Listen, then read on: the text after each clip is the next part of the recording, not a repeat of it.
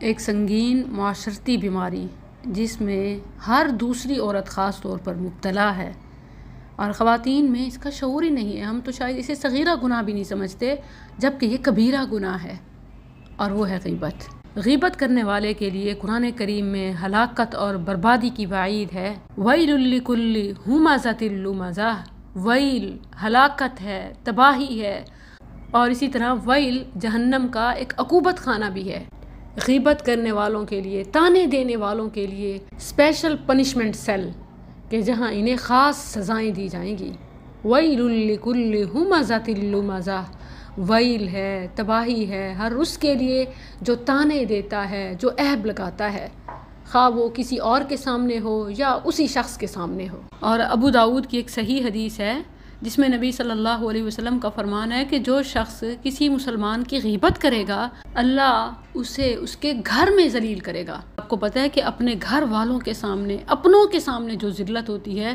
وہ بہت زیادہ پینفل ہوتی ہے، ناقابل برداشت ہوتی ہے۔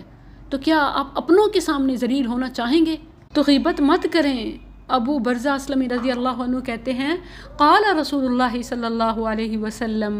رسول اللہ صلی اللہ علیہ وسلم نے فرمایا، یا معشر من آمن بلسانہ ولم يدخل الایمان قلبہ لا تغتابوا المسلمین ولا تتبعوا عوراتہم فإنہ من اتبع عوراتہم یتبع اللہ عورتہ ومن یتبع اللہ عورتہ یفضحہ فی بیتہ۔ اے لوگو جو زبان سے ایمان لائے ہو، جیسے ہم سو کالڈ مسلم تو ہیں، لیکن تمہارے دلوں میں ایمان داخل نہیں ہوا، مسلمانوں کی غیبت نہ کرو، نہ ہی ان کے عیوب کے پیچھے پڑو، یعنی کسی کی کمزوری پر نظر رکھنا، تلاش کرنا، کوئی ویک پوائنٹ، کوئی چیز میرے ہاتھ لگے دوسروں کی نظروں میں، یا خود اسے بلیک میل کر سکوں، یا کسی کی نظروں میں گرا سکوں، یا کم از کم دیکھیں کہ جب کوئی گرتا ہے، چوٹ لگتی ہے یا کوئی کمزوری ہوتی ہے تو جب تک بات اس کی حد تک ہوتی ہے نا، اسے اتنا دکھ نہیں ہوتا، لیکن جب کوئی شخص اسے باور کراتا ہے یا اس طریقے سے آ کے پوچھتا ہے، جاننے کی کوشش کرتا ہے، ٹوہ لگاتا ہے، تو ہوتا کیا ہے کہ اس کو بہت تکلیف ہوتی ہے، جیسے اسے زخم ہی اب لگا ہو۔ تو یہ باور کرانا، یہ ٹوہ لگانا، کسی اور کو بتانا، یا خود جاننے کی، گریدنے کی کوشش کرنا، یہ سب چیزیں ایسی ہے کہ مسلمانوں کے عیوب کے پیچھے پڑنا ہے، ویک پوائنٹ تلاش کرنا ہے۔ وعید کتنی ہے کہ بے شک جو شخص مسلمانوں کے عیوب کے پیچھے پڑے گا، اللہ اس کے عیب کے پیچھے پڑ جائے گا، اور جس کے عیب کے پیچھے اللہ پڑ جائے اسے اس کے گھر میں ہی ذلیل کرتا ہے۔ یہ تو دنیا میں اس کے ساتھ ہوگا، نبی صلی اللہ علیہ وسلم کا فرمان ہے، صحیح حدیث ہے، اور آخرت میں اللہ اکبر، ابو داؤد میں ہی اس کا حشر یوں بیان ہوا کہ غیبت کرنے والوں کے ناخن جہنم میں سرخ تانبے کے بنا دیے جائیں گے، جن سے وہ اپنے چہرے اور سینے کا گوشت نوچے گا۔ دیکھیں کتنی اذیت میں ہوگا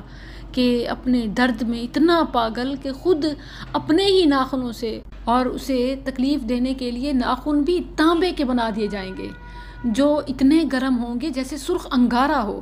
اس کو پہلے اتنی تکلیف ہوگی کہ شدت تکلیف میں وہ اپنے ہی ناخنوں سے اپنا چہرہ اور سینہ نوچ رہا ہوگا، اور ان میں گوشت آ رہا ہوگا۔ دیکھیں کہ ہم جس چیز کو بہت ہی معمولی، ہلکا، لائٹ اور ایسے ہی بائی دا وے چلو اور ویسے کر رہے ہوتے ہیں نا، وہ ایسے ویسے نہیں ہیں۔ کتنے عذاب والی بات ہے، دنیا میں اپنوں میں ذلیل ہو کے رہ جائے اور آخرت میں خود اپنے آپ کو نوچ رہا ہو۔ ابو داؤد کی صحیح حدیث ہے، انس بن مالک رضی اللہ عنہ کہتے ہیں، قال رسول اللہ صلی اللہ علیہ وسلم لما عرج بی، رسول اللہ صلی اللہ علیہ وسلم نے فرمایا، معراج کے دوران میں میرا گزر ایسے لوگوں پر ہوا جن کے ناخن سرخ تانبے کے تھے، جن سے وہ اپنے چہروں اور اپنے سینوں کو نوچ نوچ کر زخمی کر رہے تھے۔ میں نے پوچھا، من ہؤلاء یا جبریل، اے جبریل یہ کون لوگ ہیں؟ تو حضرت جبریل نے بتایا، ہؤلاء الذین یأکلون لحوم الناس، یہ وہ لوگ ہیں جو دوسروں کا گوشت کھاتے تھے، وَيَقَعُونَ فِي أَعْرَاضِهِمْ، اور ان کی عزتوں سے کھیلتے تھے۔ پڑھتے ہیں نا سورۃ الحجرات کی آیت 12 میں، وَلَا يَغْتَبْ بَعْضُكُمْ بَعْضًا أَيُحِبُّ أَحَدُكُمْ أَن يَأْكُلَ لَحْمَ أَخِيهِ مَيْتًا فَكَرِهْتُمُوهُ، تم میں سے کوئی دوسرے کی غیبت نہ کرے۔ کیا تم میں سے کوئی پسند کرتا ہے کہ اپنے بھائی کا گوشت کھائے جبکہ وہ مردہ ہو؟ سو تم اسے ناپسند کرتے ہو، اور اللہ سے ڈرو۔ دیکھیں کہ یہ کتنا غیر انسانی بےایمانہ فعل ہے کہ کوئی اپنی ہی جنس کا، جیسے جانوروں کا گوشت کھا رہے ہوتے ہیں، تو جب ایک انسان دوسرے انسان کی غیبت کر رہا ہے تو گویا وہ اپنے بھائی کا، اور ایون دیکھیں کہ جانوروں میں سے بھی بعض مردار نہیں کھاتے، اور یہ غیبت کرنے والا اپنے ہی مردہ بھائی کا گوشت کھانے والا ہے، یعنی جانوروں سے بھی بدتر۔ اسی لیے روز قیامت اس کو سزا بھی یہی ملے گی کہ وہ خود اپنا ہی گوشت نوچ رہا ہوگا، کیونکہ دنیا میں دوسروں کا جو گوشت نوچتا تھا اور کھاتا تھا، غیبت کرنا اپنے مردہ بھائی کا گویا گوشت کھانا ہے، اور روز قیامت جہنم میں یہ خود اپنا گوشت نوچ رہے ہوں گے، اور وہ بھی ناخنوں سے جو گرم انگارے کی طرح سرخ تانبے کے ہوں گے۔ جبریل نے کہا کہ ہؤلاء الذین یأکلون لحوم الناس، یہ وہ لوگ ہیں جو دوسروں کا گوشت کھاتے تھے، یعنی ان کی غیبت کرتے تھے، ویقعون فی اعراضہم، اور ان کی عزتوں سے کھیلتے تھے۔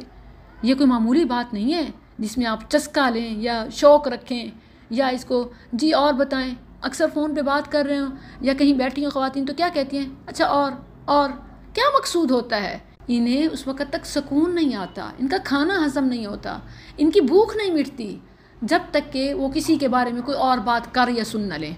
یعنی مردہ بھائی کا گوشت کھانے تک، غیبت کرنے تک ان کی بھوک نہیں مٹتی، ان کا کھانا ہضم نہیں ہوتا۔ کیسے خون خوار حیوان ہے یہ۔ ابو داؤد کی ایک اور حدیث ہے، مستورد رضی اللہ عنہ بیان کرتے ہیں، نبی صلی اللہ علیہ وسلم نے فرمایا، جس شخص نے کسی مسلمان کا ایک لقمہ کھایا، یہاں لقمہ سے روٹی نہیں ہے، رزق نہیں ہے، بلکہ کسی کا عیب بیان کر کے اس کے گوشت کا لقمہ لینا ہے، یعنی جس شخص نے کسی مسلمان کا عیب بیان کر کے گویا اس کے گوشت کا ایک لقمہ کھایا، اسے اللہ اتنا ہی لقمہ جہنم کی آگ سے کھلائے گا۔ گویا آگ کھانا ہے، انگارہ منہ میں ڈالنا ہے۔ اور نبی صلی اللہ علیہ وسلم نے فرمایا کہ جس نے کسی مسلمان کا کپڑا پہنا، لباس اتارنا یعنی اس کی عزت کو پامال کرنا ہے، اس کا عیب بیان کرنا ہے، بہت زیادہ غیبت کی، تو اللہ اسے جہنم کی آگ سے اتنا ہی کپڑا پہنائے گا۔ اور غیبت کو عام طور پر جس طرح جسٹیفائی کیا جا رہا ہوتا ہے، ان میں سے سب سے پہلی چیز کہ میں تو اس کے منہ پہ کہنے کو تیار ہوں۔ یاد رکھیں کہ منہ پہ کہنے سے وہ جائز نہیں ہو جاتی۔ غیبت کی تو ڈیفینیشن ہی یہی ہے کہ ذکرک اخاک بما یکرہ فی نفسک، یعنی وہ بات کہ جو آپ اپنے بھائی کے سامنے کہیں اس کو بری لگے، خواہ وہ پیٹھ پیچھے کہیں وہ غیبت ہوگی، خواہ اس میں پائی جاتی ہو سچ ہو وہ غیبت ہوگی۔ جو بھی بات آپ کی بہن کو، آپ کے بھائی کو، کسی مسلمان کو اپنے بارے میں سننا ناپسند ہو، گراں گزرے، ناگوار ہو، خواہ آپ اس کو منہ پہ کہیں یا پیٹھ پیچھے کسی اور کو کہیں، منہ پہ کہنے سے یا اس میں وہ برائی موجود ہونے سے وہ جائز نہیں ہو جاتی، اسے جسٹیفائی نہیں کیا جا سکتا۔ ہم غیبت کو کس طرح جسٹیفائی کرتے ہیں کہ یہ تو میں نے اپنی آنکھوں سے دیکھا ہے، اپنے کانوں سے سنا ہے، پکی بات ہے، یہ تو اس میں ہے، میں تو ہوئی بات کر رہی ہوں۔ ہوئی بات کو بیان کرنا ہی تو غیبت ہے، نہ ہوئی بات کو بیان کرنا تو جھوٹ اور تہمت اور بہتان ہے، اس کی الگ سزائیں ہیں۔ یہاں جس بات کا بیان ہو رہا ہے، جو مذمت آ رہی ہے، وہ غیبت ہے، یعنی وہ برائی اس میں پائی جاتی ہو، اور بے شک آپ اس کے منہ پہ بھی کہہ رہے ہوں۔ ذکرک اخاک بما یکرہ فی نفسک، یعنی کسی مسلمان کی وہ بات کہ جو اس میں پائی جاتی ہو لیکن وہ اسے اچھی نہ لگے کہ میرے بارے میں کوئی یہ بات کرے، تو یہ غیبت ہے۔ اور اگر مقصود اصلاح ہوتی ہے تو اس کے طریقے الگ ہیں، مثلا ذمہ دار شخص کو بتائیں کہ جو اس کی اصلاح بھی کر سکتا ہو، یا اسی طرح الگ میں، علیحدگی میں اسے احساس دلانا ہو، یا ان جنرل بات کی جائے اور اس کو مینشن نہ کیا جائے۔